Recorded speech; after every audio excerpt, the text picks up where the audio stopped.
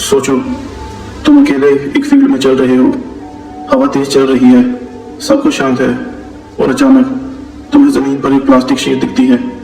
दिखने में वो तुम्हें बिल्कुल नॉर्मल लगती है, पर जैसे ही तुम उसे उठाते हो नीचे एक लाश होती है।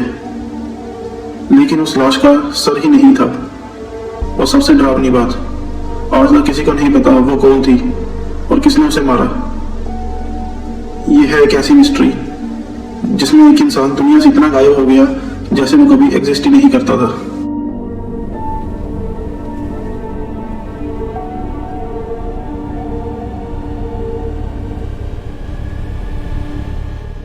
डेट थी 27 अगस्त 1974। जगह इंग्लैंड का एक छोटा विलेज कॉकली क्ले। एक आदमी रोज की तरह फील्ड में अपना मामूली काम कर रहा था। सब कुछ रूटीन के जैसा ही था तब तक जब तक उसकी नजर एक अजीब चीज पर नहीं पड़ी। जमीन पर एक प्लास्टिक शीट पड़ी थी, थोड़ी सी फोल्ड, थोड़ी सी डर्टी, पर कुछ तो अजीब था उसमें। वो आदमी धीरे धीरे उसके पास गया और जैसे ही उसने उस शीट को उठाया उस मोमेंट उसकी जिंदगी बदल गई, क्योंकि नीचे एक इंसान की लाश थी बिना सर के। पुलिस तुरंत साइड पर पहुंची, एरिया सील कर दिया गया। इन्वेस्टिगेशन शुरू हुई। लाश एक औरत की थी। उसकी एज अप्रोक्स 23-35 रही होगी। उसने एक पिंक नाइट गाउन पहना था। उसके हाथ और पैर रोप से बांधे हुए थे और सबसे शॉकिंग बात, उसका सर गायब था। ना आसपास ना कहीं और उसका सर कहीं नहीं मिला, जैसे जानबूझकर किसी ने उसकी आइडेंटिटी मिटाने की कोशिश की हो। कोई फेस नहीं, कोई नाम नहीं, कोई पहचान नहीं। पुलिस को कुछ क्लूज मिले, छोटे पर इंपॉर्टेंट। एक प्लास्टिक शीट जो नॉर्मल नहीं थी, एक रॉड जो फार्म में यूज होती है। बॉडी को केयरफुली प्लेस किया गया था। यह कोई पैनिक में किया गया क्राइम नहीं था, यह प्लान था।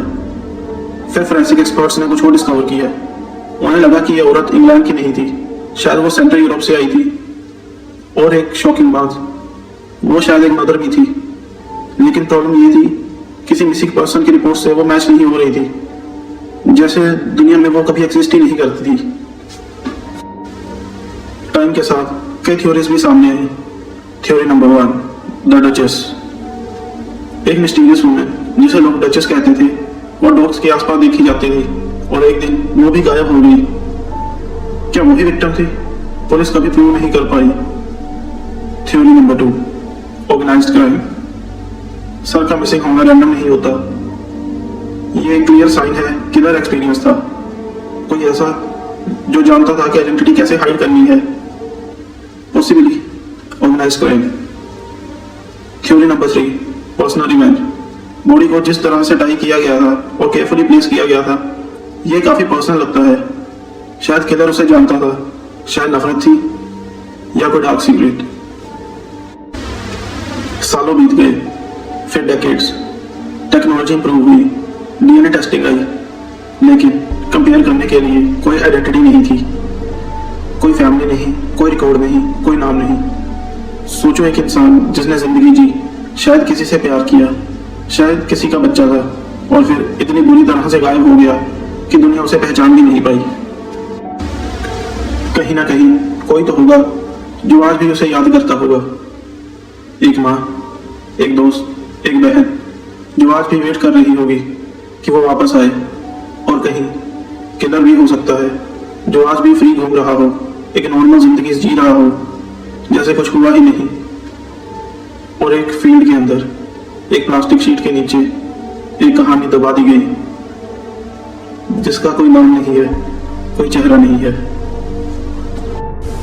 अगर आपको ये वीडियो पसंद आई तो इसे लाइक करें, शेयर करें और मेरे चैनल को सब्सक्राइब करें। ऐसी वीडियोस मैं रोज डालता हूँ। और कमेंट में बताएं आपका इस केस के बारे में क्या कहना है।